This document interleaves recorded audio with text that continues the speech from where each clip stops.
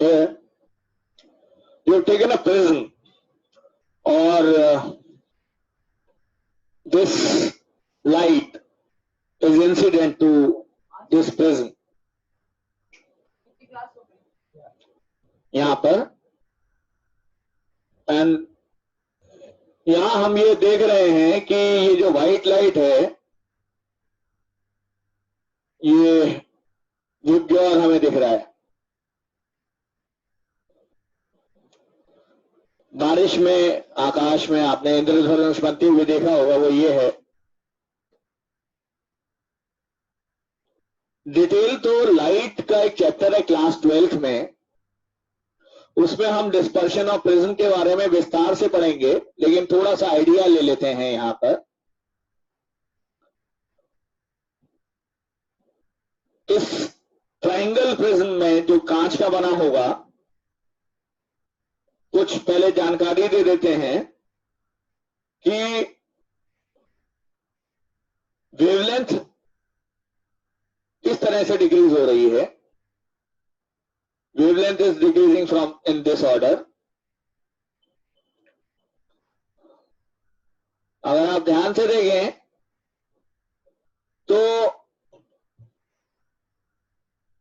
इस ऑर्डर में frequency increase हो रही है।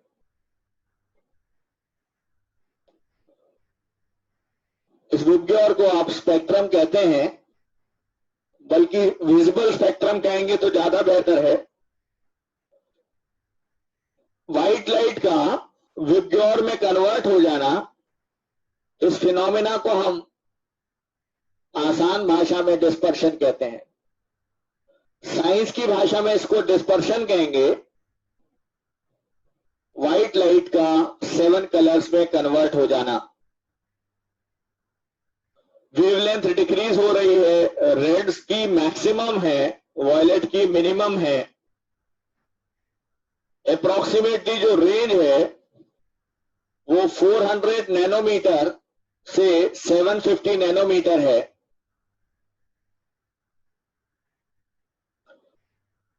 फोर 400 नैनोमीटर अप्रोक्सीमेटली वायलेट की होती है, 750 नैनोमीटर रेड की होती है।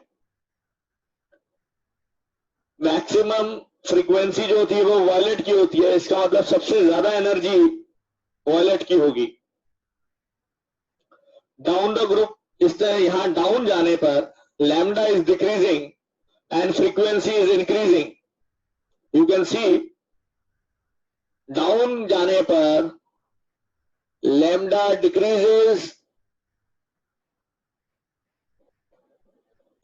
decreases as we move down. Frequency increases as we move down. आप देख सकते हैं यहां light which is incident to prism, it break into its constituents color, and this phenomenon is known as dispersion. Light incident to prism, it breaks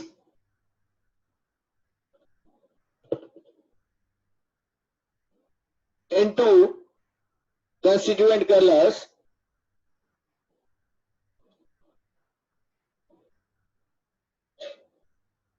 is known as dispersion.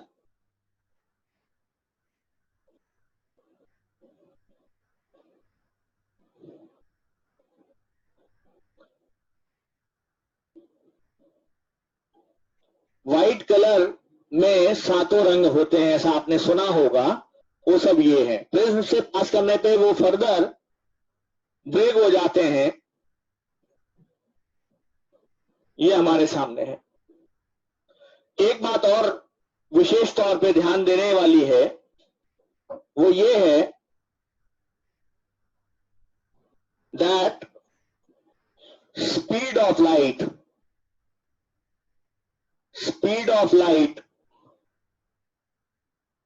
depends upon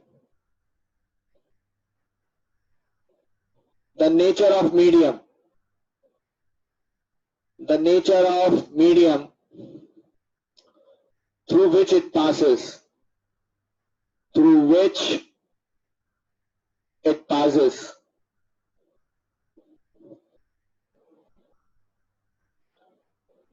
As a result,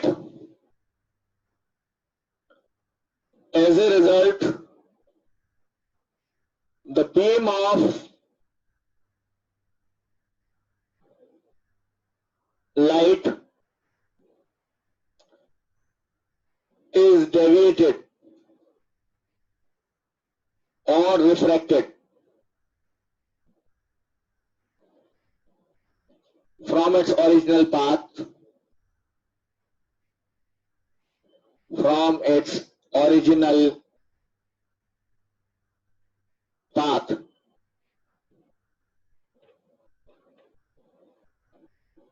As it passes from one medium to another medium.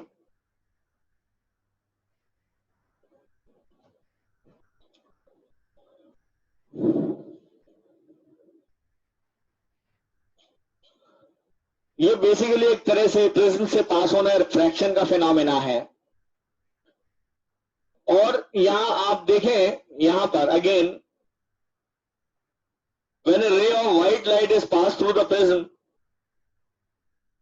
जिसकी सबसे कम wavelength है, जिसको हम violet कह रहे हैं, इसमें सबसे ज्यादा बेंडिंग हो रही है। अगर आप ध्यान से देखें, यहां वॉयलेट कलर जिसकी वेवलेंथ सबसे कम है, 400 नैनोमीटर के आसपास है, वो सबसे ज्यादा बैंड हो रही है, और रेड सबसे कम हो रही है। और ऑर्डिनरी व्हाइट लाइट में सारे कलर होते हैं, इसलिए हमारे को ये स्पेक्ट्रम दिखने लगता है। आप देखिए, व्हाइट लाइट शुरू हुई है एक, आप मान के चले एयर से, अब वो प्रिज्म से पास हो रही है, तो प्रिज्म के अंदर जो मीडियम है that is different from air, so refraction will happen. Speed of light different हो जाएगी, जिसकी वजह से ये डिस्पर्शन होता है, राइट। ये यहां पर आप देखिए, हमारे पास 400 नैनोमीटर से 750 नैनोमीटर तक सारी वेवलेंथ है, कंटिन्यूअस है ये स्पेक्ट्रम। रेड से लेके वॉयलेट तक बिल्कुल जुड़ा हुआ स्पेक्ट्रम है। ये कैसे जुड़ा हुआ है? बिल्कुल, मतलब वॉयलेट खत्म होता है तो इंडिगो चालू हो जाता है, इंडिगो खत्म होता है तो ब्लू चालू हो जाता है, ब्लू खत्म होता है ग्रीन चालू हो जाता है, ग्रीन के इमीडिएटली येलो होता है, then immediately orange, then red. So this is a type of, you can say, as continuous spectrum. सही मायने में कंटिन्यूअस स्पेक्ट्रम क्या होता है, हम अभी आगे चल के देखते हैं। कंटिन्यूअस स्पेक्ट्रम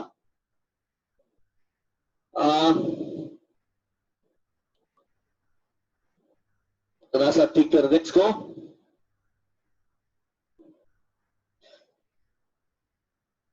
कंटिन्यूअस स्पेक्ट्रम, हमारे पास तीन तरह के स्पेक्ट्रम होते हैं। We have got 3 types of spectrum, जिसमें सबसे पहले होता है कंटिन्यूअस स्पेक्ट्रम।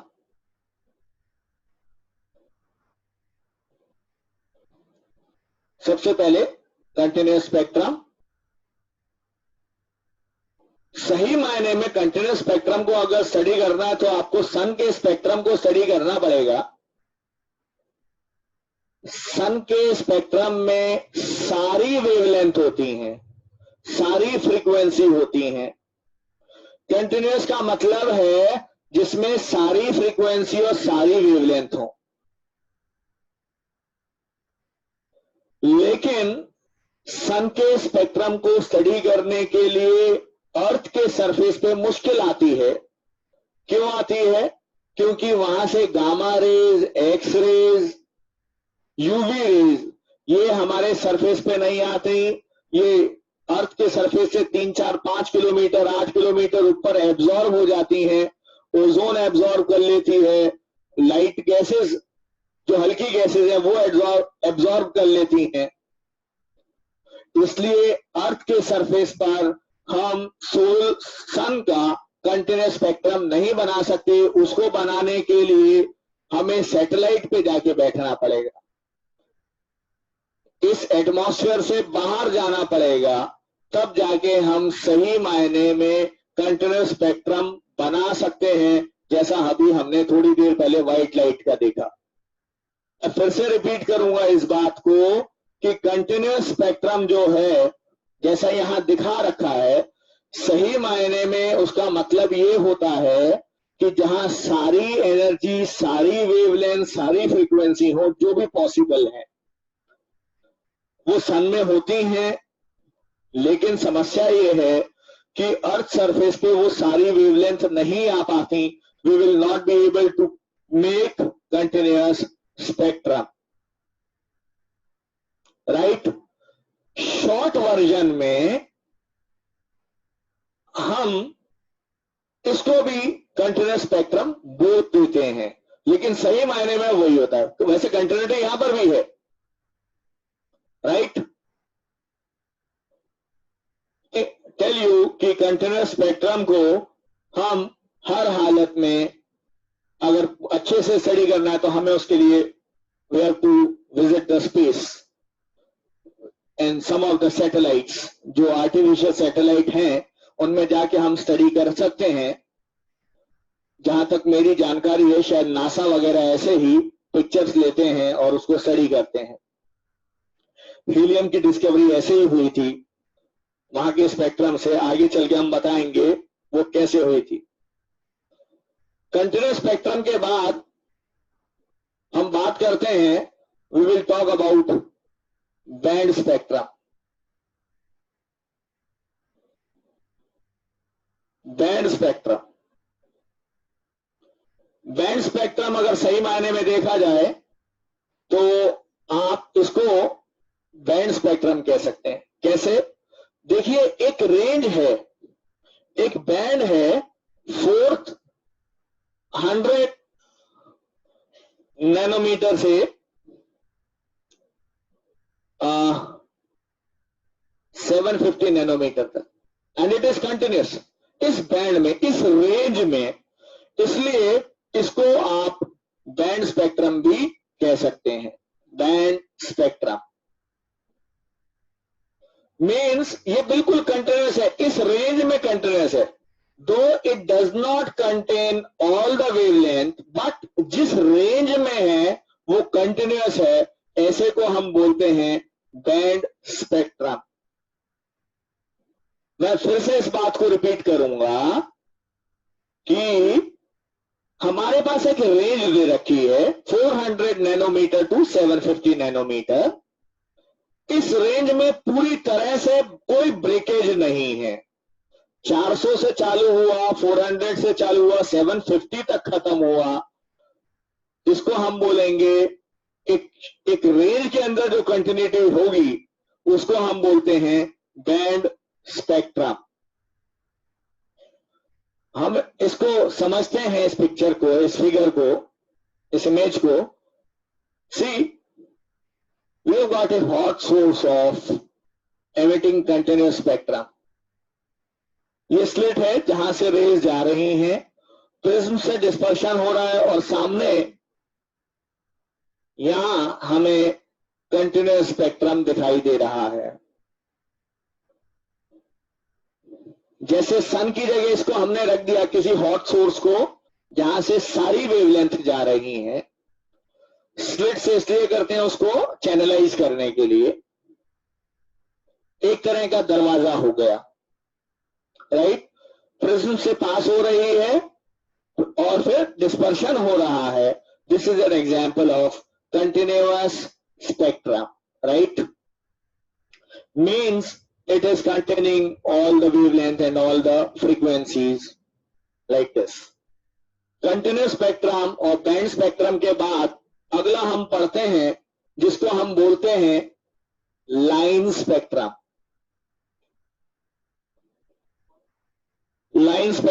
मतलब होता है जिसमें फिक्स है wavelength, fixed wavelength and fixed frequency, और बल्कि फिक्स्ड एनर्जी, और बहुत थोड़ी होती है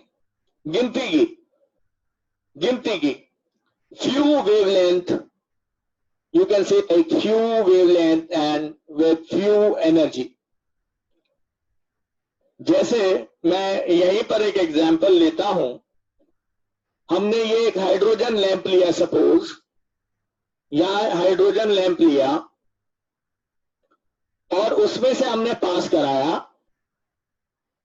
हाइड्रोजन लैंप मींस लैंप जैसे आप एक नॉर्मल लैंप होता है, हमारे इस प्रोजेक्टर का लैंप है, सोडियम लैंप होता है, अगर आपने देखा हो सुना हो हाइड्रोजन लैंप होता है। स्लिट से पास कराया,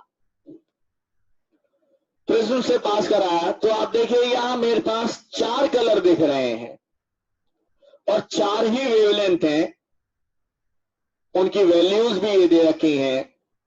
इसको हम बोलते हैं लाइन स्पेक्ट्रम। ऐसा ही सोडियम लैंप के केस में होता है। सोडियम लैंप आपने देखा होगा सड़कों पे, हाईवे पे, वहां पर let me repeat about line spectrum, उसमें फ्यू और फिक्स्ड दोनों थोड़ी होती है गिनती की, और हमेशा हाइड्रोजन के लैंप को जब भी आप प्रिज्म से पास कराएंगे, आप हमेशा आपको ये 4 ही वेवलेंथ देखने को मिलेंगी ऑलवेज। चाहे आप हिंदुस्तान में कर रहे हैं, चाहे जर्मनी में कर रहे हैं, चाहे जापान में, चाहे अमेरिका में, हमेशा फिक्स रहेंगी दुनिया के किसी कोने में हाइड्रोजन के। इसी तरह से सोडियम लैंप आप देखिए, कहीं पर देख लीजिए उसका येलो कलर होता है। पूरे हाईवे को, पूरी सड़कों को, पूरी दिल्ली को इन्होंने चमका रखा है। क्यों? उसमें हमारे को जब भी हम इस तरह से लेते हैं सोडियम का, तो हाइड्रोजन की जगह सोडियम ले लीजिए, you will always get 2 wavelength. यहां 4 मिल रही है, उसमें 2 वेवलेंथ मिलेंगी और दोनों येलो कलर की होंगी। जैसे येलो में शेड्स होते हैं ना, तो उसमें भी अलग अलग कलर होगा और वो ही दिखाई देगा, और उसी के दम पर ये लोग हमारी सड़कों को रोशन कर देते हैं। ठीक है, गॉट इट? ये this is an example of line spectrum. ये भी बिल्कुल वही है,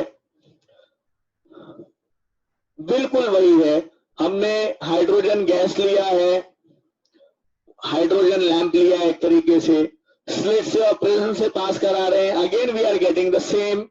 ये 4 हमारे को वेवलेंथ मिल रही है, 410 नैनोमीटर से लेके 656 नैनोमीटर तक। नीचे जो लिखा हुआ है उसका रीजन लिख रखा है कि हर बार फिक्स ही क्यों होती है। एक सवाल आता है कि हमेशा एक सी क्यों मिलेंगी, वो 4 वेवलेंथ ही हमेशा क्यों मिलेंगी। आगे चल के इसको देखेंगे कि ऐसा क्यों होता है। ये बोहर मॉडल में हम इसको स्टडी करेंगे। We will study about this also. Line spectrum को हम एटॉमिक स्पेक्ट्रम या स्पेक्ट्रा भी बोल सकते हैं।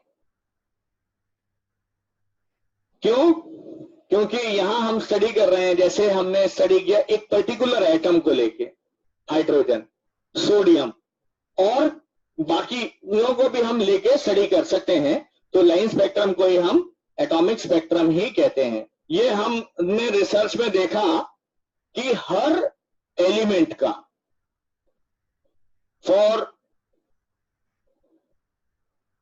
हर एलिमेंट का, मान लीजिए सोडियम ले लीजिए, हाइड्रोजन ले लीजिए, हीलियम ले लीजिए, पोटेशियम ले लीजिए, जब भी आप उनका इस तरह से स्पेक्ट्रम बनाएंगे, आपको हर बार डिफरेंट मिलेगी लेकिन फिक्स मिलेगी। जैसे हाइड्रोजन की आपके सामने है, ये हर बार मिल रही है, हीलियम से डिफरेंट होंगी, लेकिन हीलियम की अपनी फिक्स होंगी और हाइड्रोजन की अपनी फिक्स होंगी।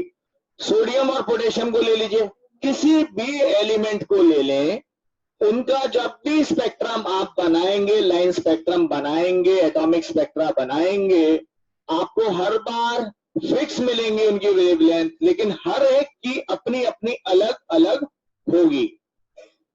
और इसी तरह से हमने आगे चल के एलिमेंट्स को आइडेंटिफाई करना चालू किया, बल्कि कई बार तो एलिमेंट्स को आइडेंटिफाई करने के लिए हमने इसी एक्सपेरिमेंट का उपयोग किया। We have used this experiment in identifying lot many elements on this earth or in this universe. Helium जो सन के क्रस्ट में है, वहां से आने वाली लाइट का जब हमने एनालिसिस किया तो हमें कुछ नया मिला और वो हीलियम पाया गया। With the help of this spectrum analysis, जिसको हम इसको, ये जो स्पेक्ट्रम को हम स्टडी करते हैं, आगे चल के देखेंगे एमिशन और एब्सॉर्प्शन स्पेक्ट्रम भी, तो इस स्टडी को हम बोलते हैं spectroscopy. Spectroscopy, we call it as spectroscopy. जैसे आदमी के हाथ के फिंगरप्रिंट्स होते हैं, हमारे फिंगरप्रिंट्स होते हैं, वैसे ही एलिमेंट्स के ये फिंगरप्रिंट्स मान लीजिए। हर स्पेसिफिक एलिमेंट का हमेशा स्पेक्ट्रम अलग होगा, वेवलेंथ अलग होगी और हर बार फिक्स होगी। अगर आप Fe ले लीजिए, मेटल, आयरन ले लीजिए, क्रोमियम ले लीजिए, कुछ भी ले लीजिए, it will be fixed and through this we can identify कि वो कौन सा एलिमेंट है। कुछ एलिमेंट्स जो हम पहले नहीं जानते थे, जैसे for example indium, gallium, scandium, rubidium, इन सबकी डिस्कवरी स्पेक्ट्रोस्कोपिक मेथड से ही हुई। इनके मिनरल्स को हमने एनालाइज किया और स्पेक्ट्रोस्कोपी की हेल्प से, और इवन हीलियम को भी मैं यही कहूंगा, सन की स्पेक्ट्रोस्कोपी करने पर, सन के स्पेक्ट्रम की स्पेक्ट्रोस्कोपी करने पर हम लोगों ने ये डिफाइन किया कि उसमें क्रस्ट में हीलियम है। Now I would like to tell you something about emission spectrum. Emission spectrum क्या होता है, ये हम बात करते हैं।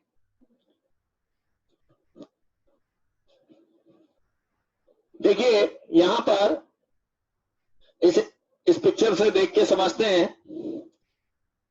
एमिशन स्पेक्ट्रम, सनरेज को भी आप एमिशन ही कह सकते हैं एक तरह से। बल्ब, लैंप एमिट कर रहे हैं, जो एमिट कर रहे हैं, यहां हमारे पास ये गैस है, this is some gas which is hot, cloud of hot transparent gas. ये गैस है जिसमें से कुछ रेडिएशंस हैं, राइट। इसको हम स्लिट से और प्रिज्म से पास कर रहे हैं। हमें यहां पर भी कुछ कलर दिख रहे हैं, अलग अलग, blue, indigo blue, then green और रेड, और अलग अलग शेड्स दिख रहे हैं। ये एमिशन स्पेक्ट्रम है। एक और एग्जांपल लेके समझाता हूं। ये हॉट गैस ली हमने, प्रिज्म से पास किया, और हमारे को फिर भी कुछ फिक्स्ड थोड़ी सी लाइंस दिख रही हैं यहां एमिशन स्पेक्ट्रम में, फ्यू लाइंस। गौर से देखने वाली बात। यहां पर भी देखिए, इस केस में भी ऐसे ही हो रहा है। You can see like this. ये गैस है जो हीटेड है, हीटेड गैस है। इसमें से यहां कायदे से एक प्रिज्म होना चाहिए था, समथिंग लाइक दिस पिक्चर में। Again I am getting few lines. अब ये क्यों हो रहा है, इसको समझते हैं। आप देखिए ये तीनों केसेस में ये हॉट गैस लिया है एक तरीके से। एटम एनर्जी ली, एटम के पास कुछ कोई एटम है तो वो गैस किसी गैस, मान लीजिए हीलियम है, ऑक्सीजन है, नाइट्रोजन है, कोई ना कोई गैस है, उसने क्या लिया है, उसने एनर्जी लिया, उसका इलेक्ट्रॉन एक्साइट हुआ, एक्साइट होके वो नीचे जब वापस आया, it emits energy in the form of radiations. मैं एक एग्जांपल लेता हूं, मान लीजिए ये एक सीढ़ी है, तो अगर पोटेंशियल एनर्जी इसकी हर स्टेप की फिक्स होगी, ये अगर यहां जंप करके जाता है और कुछ भी, कोई मास m है, कुछ भी है, इधर आएगा तो डिफरेंस फिक्स होगा, इधर आएगा तो फिक्स होगा, इधर आएगा तो फिक्स होगा, हमेशा एनर्जी फिक्स रहेगी, पोटेंशियल एनर्जी का डिफरेंस कांस्टेंट रहेगा। इसको अगर हम और आगे विस्तार से देखेंगे अभी एटम के मॉडल में, तो जितनी बार भी जब ये फिक्स है, इफ दिस इज फिक्स्ड तो energy is fixed, and if energy is fixed means h nu is fixed, frequency is fixed, and if frequency is fixed hc by lambda, आपको पता है h और c दोनों constant होते हैं, तो अगर E कांस्टेंट है, मान लीजिए E is E1, so this will be lambda 1, means अगर ये फिक्स है हर बार तो ये फिक्स हो जाएगा, ये फिक्स हो जाएगा, इसीलिए मुझे हमेशा, अगर मैं हर बार हीलियम गैस ही लूं तो मुझे हमेशा सेम वेवलेंथ मिलेंगी उनके हीट करने पे। ऑक्सीजन गैस लूंगा तो हमेशा वही मिलेंगी, हाइड्रोजन लूंगा तो हमेशा वही मिलेंगी, हमेशा कांस्टेंट मिलेंगी, कुछ इस तरीके से।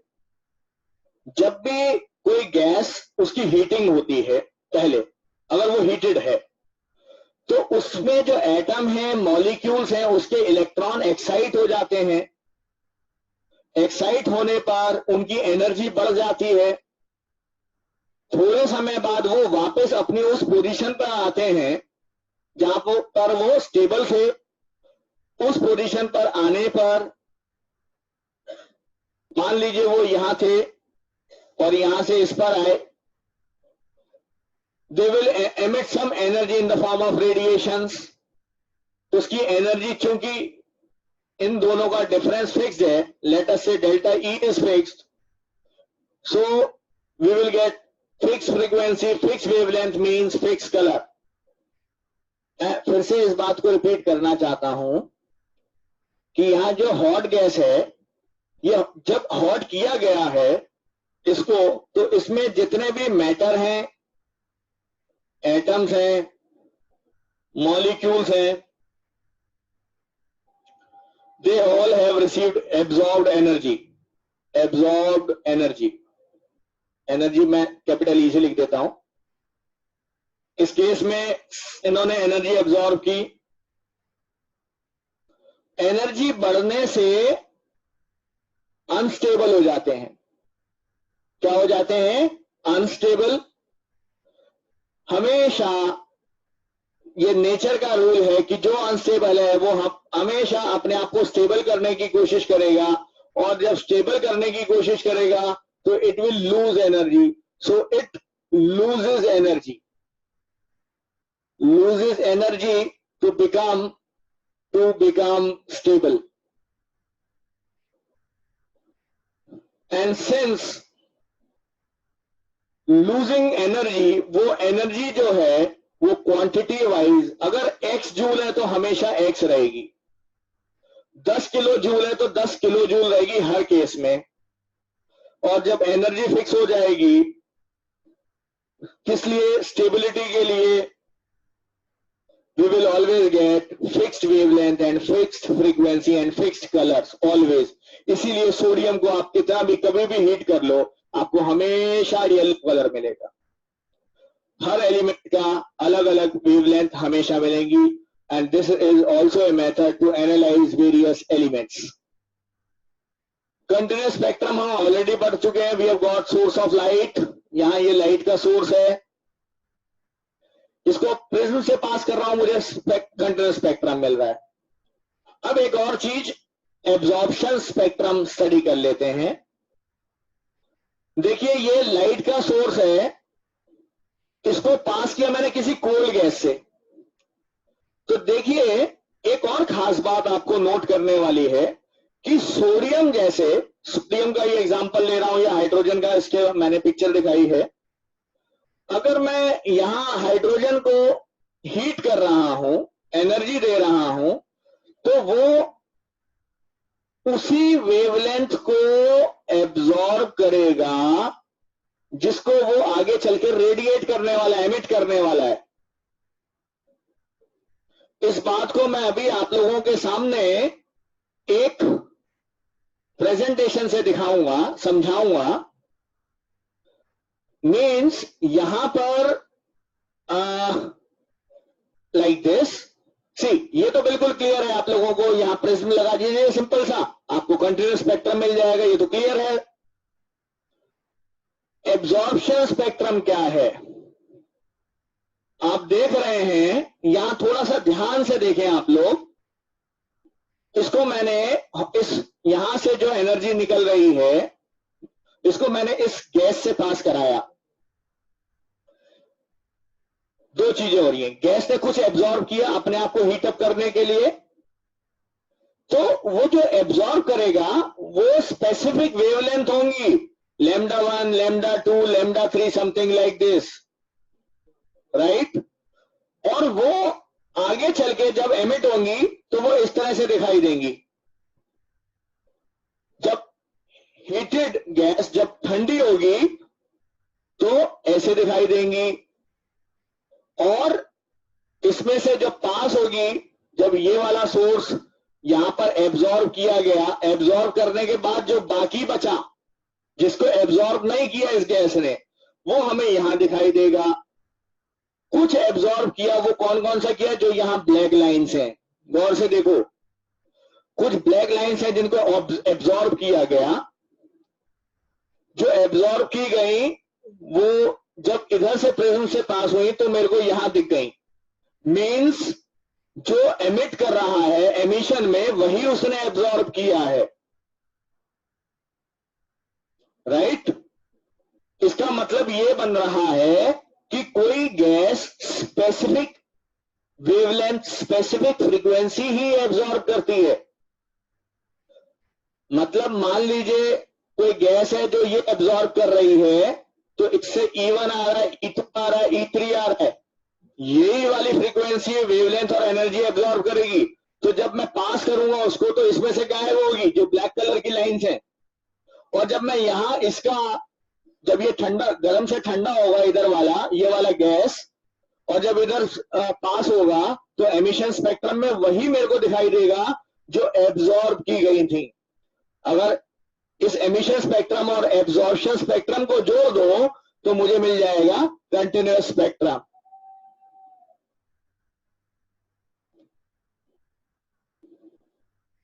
यहां पर भी देख सकते हैं उसी चीज को, सबसे ऊपर बल्ब को प्रिज्म से पास कराया, कंटीन्यूअस स्पेक्ट्रम मिला। बल्ब को कोल्ड गैस से पास कराया तो कोल्ड गैस ने वही एब्जॉर्ब किया जो वो हॉट गैस की फॉर्म में, कोल्ड से हॉट बनेगा और हॉट से कोल्ड आएगा। तो यहां मेरे को कुछ वेवलेंथ दिखाई दे रही है एमिशन में, यहां एब्जॉर्प्शन में वही एमिशन वाली गायब है, ब्लैक लाइन से जो दिख रहा है। ये देखिए, ये यहां गायब है, एब्जॉर्प्शन में ये सब गायब है, आप देख सकते हैं। These are missing lines. Absorb करते समय वो गायब हो जाती हैं, और वही गैस जब ठंडी होगी तो वो एमिट करेगी, and we will get emission spectrum. यहां इस हॉट गैस ने जो एनर्जी एब्जॉर्ब की है, तो ये अभी फिलहाल एक्साइटेड फॉर्म में है। एक्साइटेड का मतलब होता है ज्यादा एनर्जी, अनस्टेबल, ज्यादा एनर्जी का मतलब अनस्टेबल, अनस्टेबल से फिर वो स्टेबल होगी। तो वो जो एनर्जी एब्जॉर्ब की है अब वो रिलीज करेगी इन the form of electromagnetic waves, radiations. आप लोहे को लोहार की दुकान पे, ब्लैक स्मिथ की दुकान पे जाइए, देखिए वो कुछ बनाने से पहले उसको गर्म करता है। जब बहुत गर्म करता है तो आप देखिए वो ब्लैक कलर की जगह रेडिश ऑरेंज कलर दिखाई देने लगता है। वो रेडिएशंस इट इज एमिटिंग। मैं यहां ये बात जरूर जोड़ना चाहूंगा कि एमिशन स्पेक्ट्रम के लिए, एमिशन स्पेक्ट्रम कहां से बनेगा? किसी गैस से। यहां देख रहे हैं आप लोग, यहां एमिशन स्पेक्ट्रम आपको मिल रहा है इस गैस से। ये गैस को आप पहले क्या कर रहे हैं? हीट करके उसके एटम्स में इलेक्ट्रॉन्स को हम एक्साइट कर रहे हैं। आगे देखेंगे कैसे होता है ये सब। पहले एक्साइट हो रहा है, उसको हीट कर रहे हैं, हीट होने के बाद फिर से वो कोल्ड होगी, तब हमारे को ये एमिशन स्पेक्ट्रम मिलेगा, राइट। और हाँ, इस हॉट सोर्स से जब गैस कुछ एब्जॉर्ब कर रही होगी तो बाकी जो बचेगा स्पेक्ट्रम में वो हमारे को एब्जॉर्प्शन स्पेक्ट्रम के रूप में दिखाई देगा, राइट। देखिए, मान लीजिए I have got some source of light, suppose I have got some source of light, इसको मैंने पास किया एक सैंपल से। ये सैंपल कुछ लेट अस से कुछ वेवलेंथ एब्जॉर्ब कर लेता है, कुछ आर्बिट से मैंने वेवलेंथ ले ली, लैम्डा 1 1 2 3, तो बाकी मैं यहां स्पेक्ट्रम बनाता हूं, राइट, सम स्पेक्ट्रम।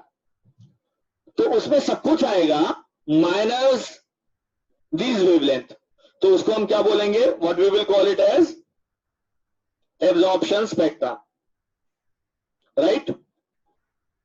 यहां जो हम मेरे को स्पेक्ट्रम मिलेगा उसको मैं I call it as absorption spectrum, क्योंकि इस सैंपल ने कुछ, मान लीजिए कोई गैस है, कोई कुछ भी है जो एब्जॉर्ब करता है कुछ पर्टिकुलर वेवलेंथ, ठीक है, राइट। और थोड़ी देर बाद अगर मैं इससे इसको हटा दूं यहां से सिस्टम से और इसका मैं स्पेक्ट्रम बनाऊं तो मुझे कुछ पर्टिकुलर वेवलेंथ मिलेंगी जो इसने एब्जॉर्ब की थी, वही वाली जो एब्जॉर्ब की थी, और इसको मैं बोलूंगा एमिशन स्पेक्ट्रम।